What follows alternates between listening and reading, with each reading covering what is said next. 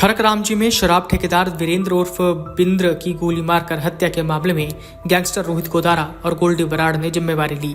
रोहित गोदारा ने social media पर एक पोस्ट के जरिए दावा किया कि इस हत्या को उनके सहयोगी रोहित राणा ने अंजाम दिया।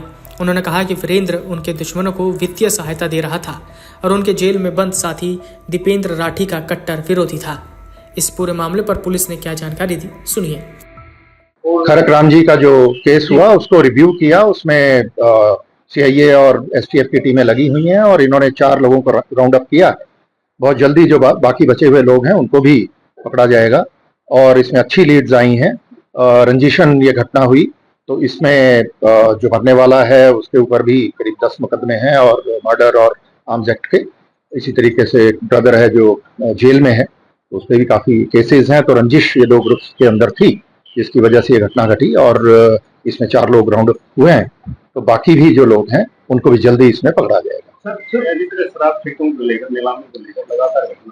जींद जिले की जो ठेकों की नीलामी है वो लगभग पूरी हो चुकी है। तो यहाँ पे इस पर्टिकुलर घटना के पीछे ठेकों की कोई वजह नहीं है। ये एक रंजिशन घटना घटी और केवल 3 जोन बची हैं और वो भी बहुत जल्दी उनकी नीलामी हो जाएगी। जो सर एक बार जमानत पाने के बाद दोबारा अपराध करता है, इस प्रकार इसमें भी इन्वॉल्वमेंट सामने इसमें हमने फैसला किया है कि जो लोग जमानत पे आने के बाद अगर अपराध करते हैं तो उनकी जो पुराने केसेस में जमानत है उसको कैंसिलेशन के लिए हम एप्लीकेशन लगाते हैं कोर्ट में। कईयों में अदालतों ने उनकी पुराने केसेस में बेल कैंसिल की है। तो इस चीज को और आगे बढ़ाया जाएगा। सर नशे को लेकर क्या बात जी, नशे में एक जो नशा मुक्त अभियान है पूरे देश में, माननीय प्रधानमंत्री जी की उनकी जो मुहिम है उसको आगे बढ़ाया जा रहा है और प्रदेश में भी जो हमारे बहुत बड़ी संख्या में ऐसे गांव हैं नशा मुक्त, उनको किया जा रहा है। और कोशिश ये है कि जो शहर और गांव खासतौर पे जो पंजाब से लगते हुए इलाके हैं उनको, जहाँ पे थोड़ा प्रचलन बढ़ गया पिछले कुछ समय से, उनको पूरी तरह से नशा मुक्त किया जाए। और करीब 50% गांव इस प्रकार के हो चुके हैं जहाँ पे नशा बहुत कम उसको किया जा चुका है, पूरी तरह से नशा मुक्त उनको घोषित किया जा चुका है। तो इसी मुहिम को आगे बढ़ाएंगे और इस साल का टारगेट है कि 70% गाँवों को हम कवर करें। ऑनलाइन के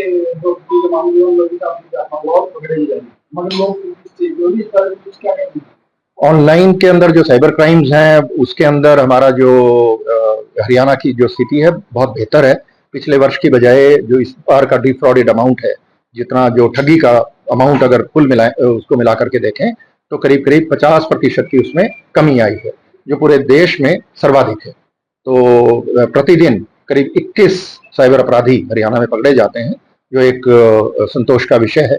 और इसी की वजह से ये जो ठगी का अमाउंट है ये कम हुआ है। जितने भी हमारे पोर्टल हैं समन्वय और ये प्रतिबिंब जो भारत सरकार ने बनाए हैं, इनका अच्छे तरीके से इस्तेमाल करके हमारी जो साइबर सेल्स हैं और साइबर थाने वो अपराध पर नियंत्रण करने में कामयाब रहे हैं।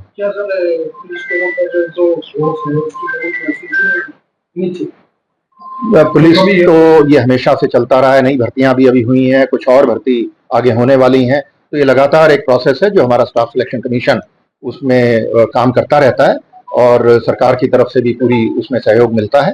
तो ये जो कमी है अगर कहीं भी पुलिस की, उतने हमें एसपीओ भर्ती करने की परमिशन दी गई है।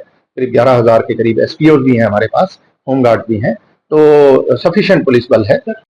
रोहित गोदारा ने आगे पोस्ट में लिखा कि वीरेंद्र ने हाल ही में जेल में दीपेंद्र राठी के साथी विनीत पर हमला करवाया था, जो अभी अस्पताल में भर्ती है। इसके अलावा वीरेंद्र ने रोहित राणा पर भी हमला करवाया था। गोदारा ने दावा किया कि वीरेंद्र उनके दुश्मनों के साथ मिलकर उनके साथियों को नुकसान पहुंचा रहा था, जिसके चलते इस हत्या को अंजाम दिया गया। उन्होंने अन्य विरोधियों को चेतावनी देते हुए कहा, समय रहते सुधर जाओ वरना अपनी अर्थी तैयार रखो। इसके साथ ही रोहित गोदारा ने एक 20 सेकंड की वीडियो क्लिप भी साझा की जिसमें 3 युवक वीरेंद्र पर गोलियां चलाते दिख रहे हैं। पुलिस ने इस मामले की जांच शुरू कर दी है और सोशल मीडिया पोस्ट और वीडियो की सत्यता की पड़ताल की जा रही है। बता दें कि 20 जून को 27 वर्षीय वीरेंद्र उर्फ बिंद्र अपने गांव खड़करामजी के शराब ठेके पर बैठा था। इस दौरान बाइक पर सवार होकर 2 युवक आए। उन्होंने आते ही वीरेंद्र उर्फ बिंद्र पर ताबड़तोड़ गोलियां चलाई। बिंद्र को पेट, सीने पर 4-5 गोलियां लगी थीं। उसको नागरिक अस्पताल लाया गया, जहां डॉक्टरों ने उसे मृत घोषित कर दिया। Video desk amarujala.com। अगर आप ये वीडियो YouTube पर देख रहे हैं तो हमारे चैनल को सब्सक्राइब करें और बेल आइकन को दबाना ना भूलें। अगर आप Facebook पर ये वीडियो देख रहे हैं तो हमारे पेज को लाइक करें।